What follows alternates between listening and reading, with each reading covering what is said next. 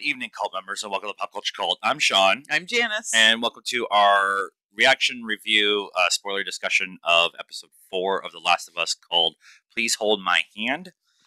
If you can hear it, my voice, we've been camping in a dust bowl for 5 days. It wasn't a dust bowl until you went. Until I went and Odd. get people with sticks. So there's going to be a lot of this kind of groggly Sam Elliott kind of sounding thing going on. Okay, so spoilers, by the way. I want to discuss the transition from last week to this week before we really get into this. What I really feel was important in this episode. Last week's episode, across the board, 99% of people were like, it's one of the best episodes of television. And the 1% that's saying they didn't like it are saying it because they're homophobic assholes. But the deviation from the game there, I think, is the bigger conversation, and giving Bill the backstory and giving us the humanity that there is reasons to love people. And life does go on. And life does go on and post the apocalypse and all that stuff. Right. Is an important story to have now in episode 3. So and it's that Bill learned it and him trying to teach Joel. Yeah. Going on. Yeah. And so, because as we go from this episode on, it's Joel slowly coming to trust Ellie first, which is a lot of what happens in this episode, but also comes to love her down the line. Yeah. And you definitely, from my point of view, you definitely got that. And I guess the biggest part was the dad jokes, right? That, right. You know, he's laughing or, chuckling, and that kind of thing. And it feels like in episode 2, he would never have done that. Right. And now in episode 4, after, him, and he didn't necessarily witness everything that we did while we watched the episode, right? There was a lot of more intimate, Bill and Frank moments, but he knew them enough, and then the note to kind of have gotten what happened and why, and especially after invoking Tess's name. Yeah, with Bill saying that. With Bill saying that to Joel in the letter. And Joel finally, at the beginning of that episode, finally coming to terms. I won't say coming to terms, but doing that marker along the river of the stacked stones as a gravestone, I guess the best way to put it. Yeah, or a monument. Monument or whatever. And so, having that conversation there, having that conversation last week leads us into what really is the relationship between Joel and Ellie. Yeah. And that we get that kind of trust level after the attack, and Ellie saving Joel. Mm-hmm. She found the gun. She found Frank's gun in the dresser drawer. One. Well, I guess maybe Frank only had one. But, right. But they made a point of showing that gun last week when Frank pulled it out of the dresser drawers, and then Ellie found it and put it in her bag. And then at this episode, when she is in the bathroom at the gas station while Joel's siphoning gas, she knows how to pull the clip out and retrieve the round, and she knows how to work the safety. And then later on in this episode, after she shoots the guy who's attacking Joel, that he's like, "Why do you know this stuff?" And she's like, "Well, Fedra told me." And he's like, "Of course they did. Yeah, of course they were the assholes who taught all the kids." But it makes sense for Fedra. It makes sense in a post-apocalyptic world, right? That you would, as once you're old enough to conceive of, everything and understand. Think back to the Wild West or whatever, and these, 8-year-old, generally boys, maybe girls, but in the westerns we usually see like the 8-10-year-old son with the rifle defending mom, when the bad guys come or whatever. So I mean, it makes sense that they would teach kids at a reasonable age to learn how to defend themselves. At least try to defend themselves, right? Yeah. And she's been feisty the whole way, and she really, it's a really weird way of saying it, but she really got off on watching Joel destroy the military guy in the first episode. And so she's got that Joel, I think, is slowly coming to the realization that she is like him, that she will do anything and everything to stay alive, but also there's a level of enjoyment.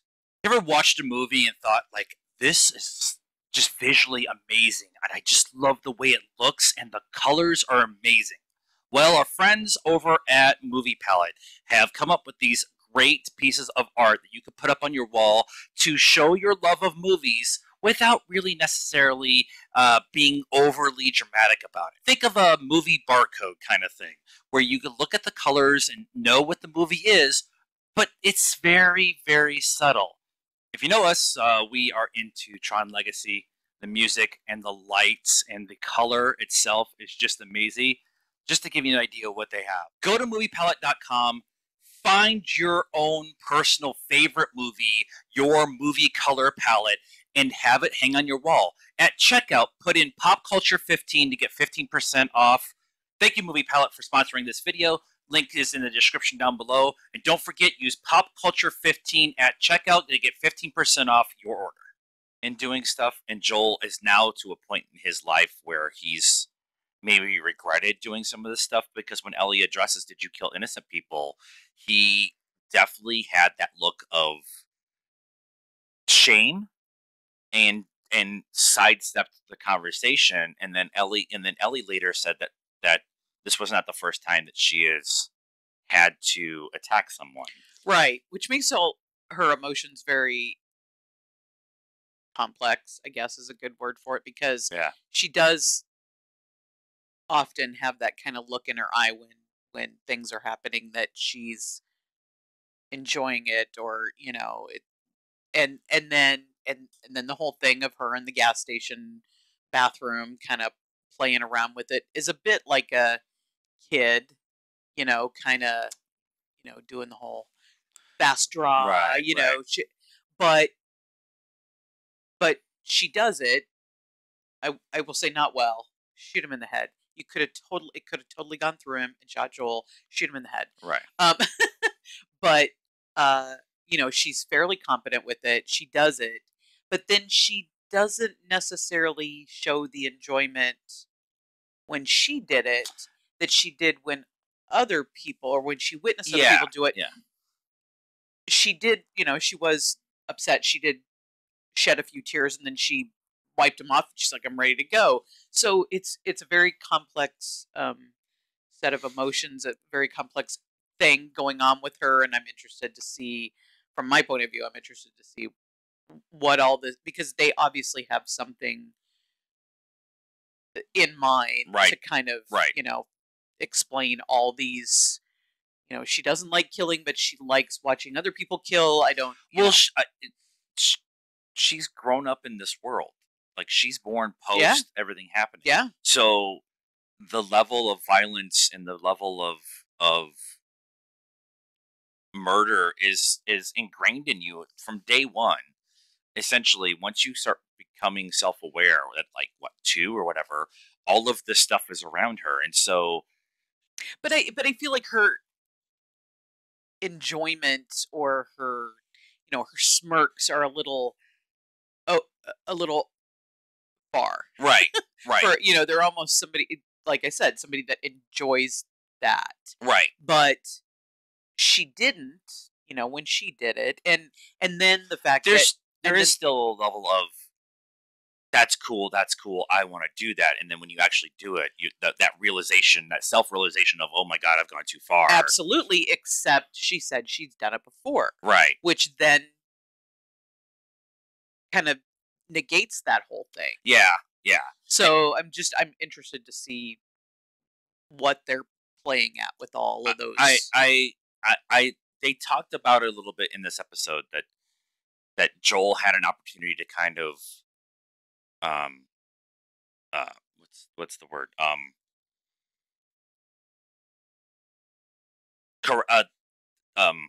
Console her.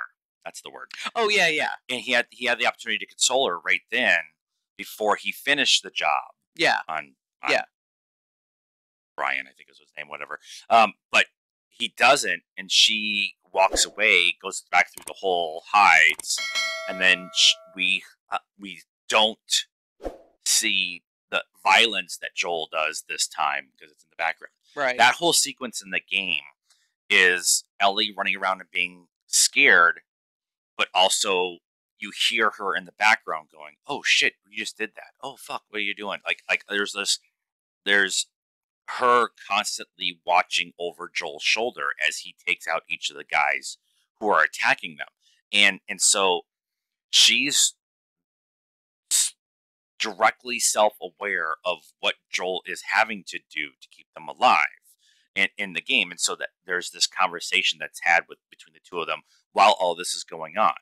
Now, that whole section is also much longer in the game. But we got, becomes gratuitous if they continue on with that fight scene. Right.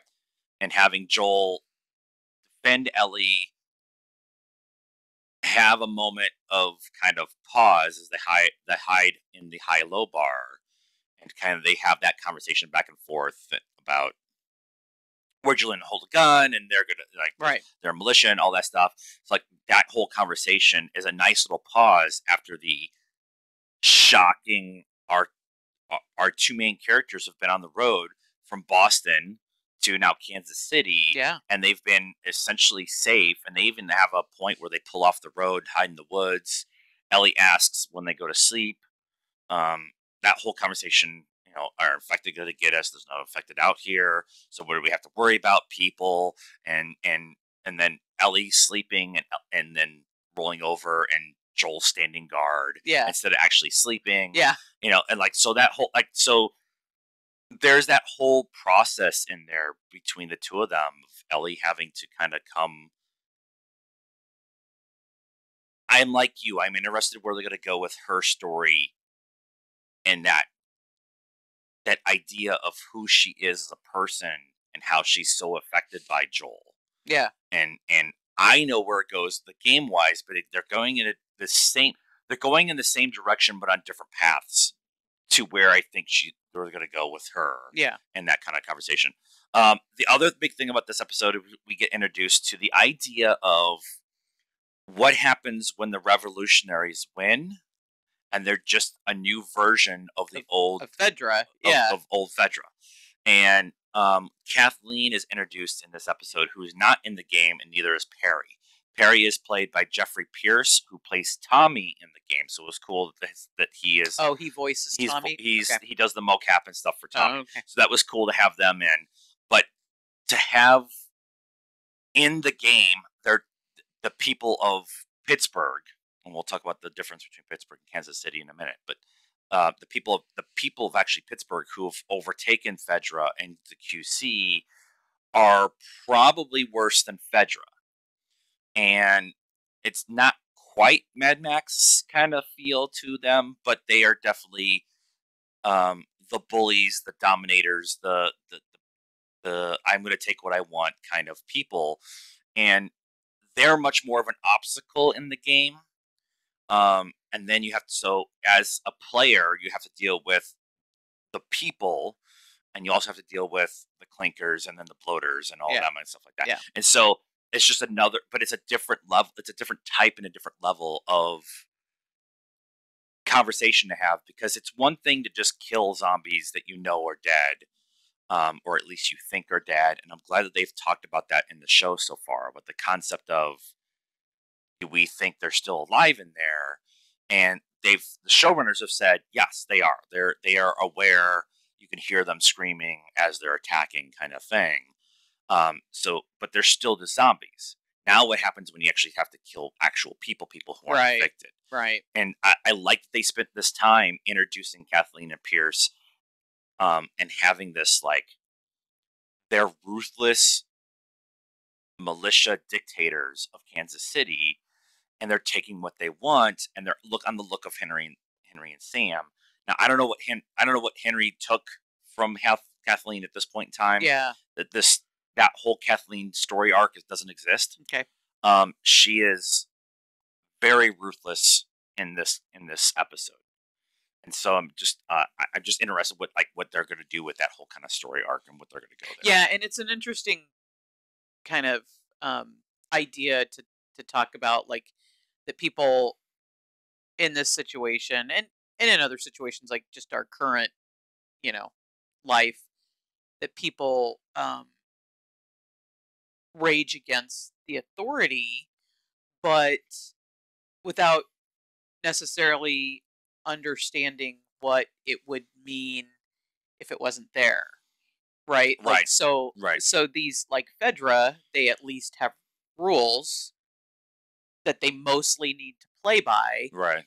but these just people out Right. there doing whatever they want. Right. There are no rules. They can do whatever they want as long as they can get away with it, as long as they can grab, a certain amount of people to kind of come with them and go, do whatever it is they want to do. So it's another kind of layer of things that you need to think about.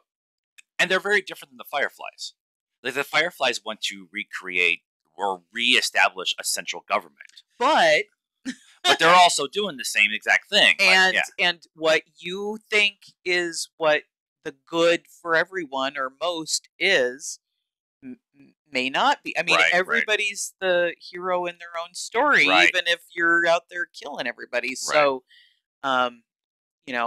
like, who can you trust? You don't know. Right. It's just that I love that complexity of the story that they're telling within the show. That is essentially the same story that they're telling within the game. That you're having to change the nuance of the conversation. Yeah. Move the story along a little faster, because a game is supposed to be long, and this right. There's like 40 hours of gameplay in that, and there's like about 10 hours of actually story. Yeah, and so, which is why I'm glad that they actually decided to do a series instead of the movie that they were talking about, because they were talking about it this week or last week. Macy Williams was supposed to be Ellie when she was younger, right? And it would have worked. Like she makes sense as Ellie. Yeah. But she was a little busy at the time. She was a little busy at the time. It's the whole Game of Thrones universe and everything. But it was very much like, I'm glad that they're spending the time, and they're also introducing the same general concepts from the game that we as the player have to deal with our own morality as we play the game, and they're introducing it in a different way by somebody like Kathleen, by having this militia who've taken over the town, who've taken over Fedra, who are obviously siphoning resources from the city and controlling the city as a military coup, essentially a martial law almost, and they, like you said, you're the hero of your own story, but because of that, you're the villain. They are ultimately the villains. At least as they're portrayed in this episode. Now there could be some humanitarian reason the way they are in the next episode, and they kind of dealt with that with the ground surging underneath the building, right? And what is that? What is that? They showed a bloater in the trailer for the next episode. So it'd be interesting if they have the conversation that they can burrow from place to place, or the vines burrow and then they bring things in.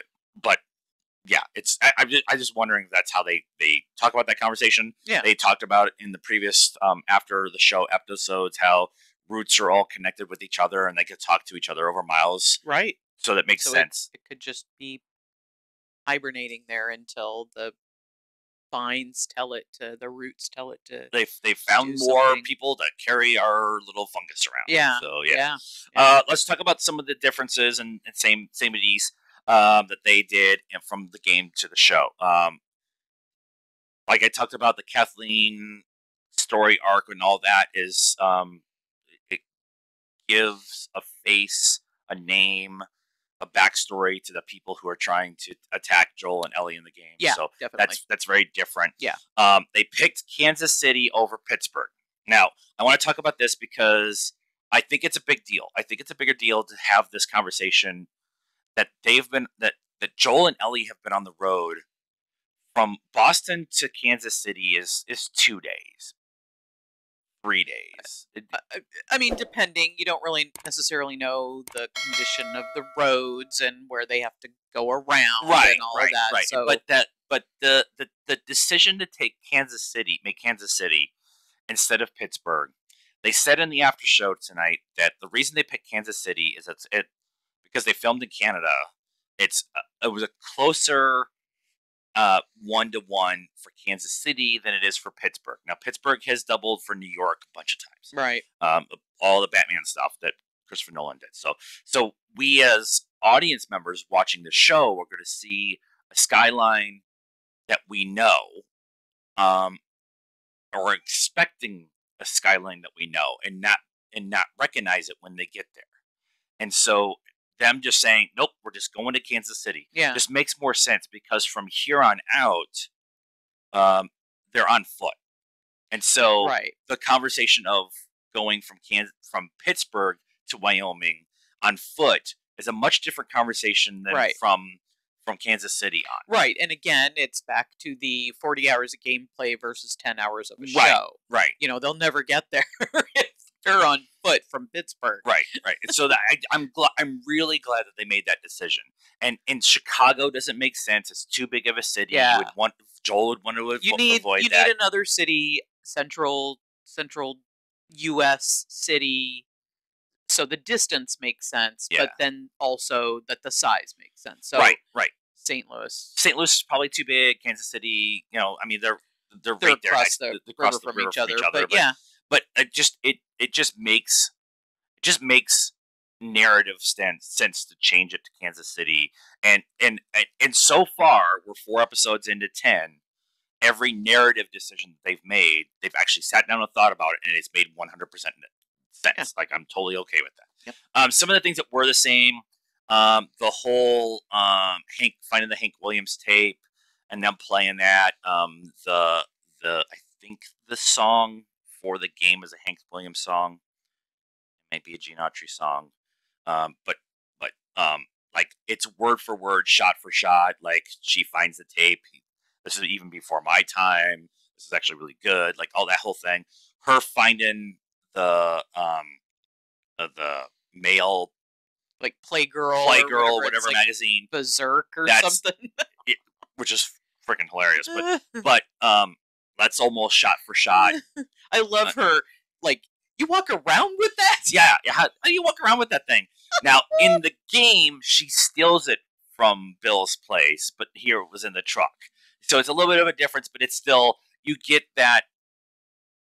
Another clue of who she is as a person, like, and then her throwing it out the window, and like that's all shot for shot.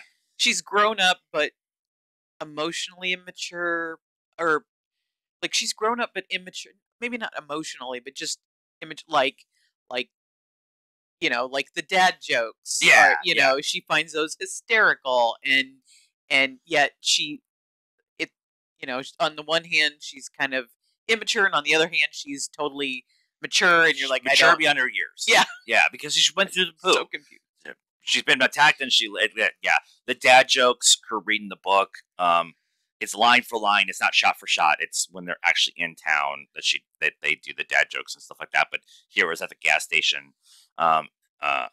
So like we're back to the first 2 episodes. Were almost pretty on point. Small narrative changes that make complete sense.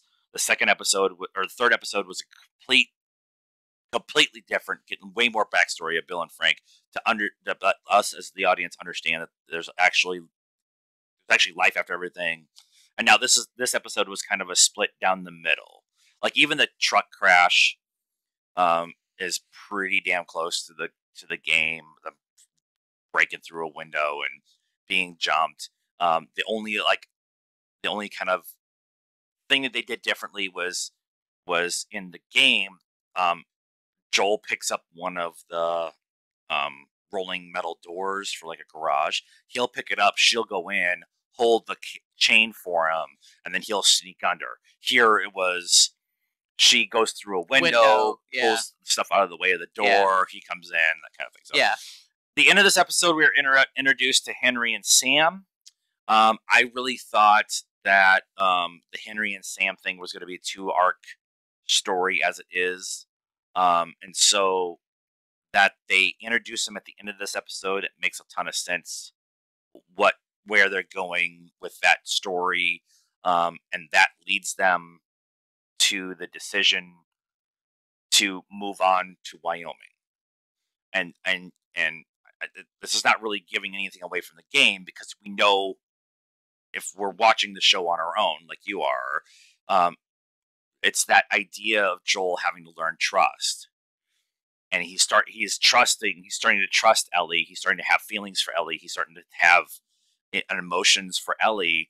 And so he opens himself up to trusting someone else, even though that Tess and Bill are gone.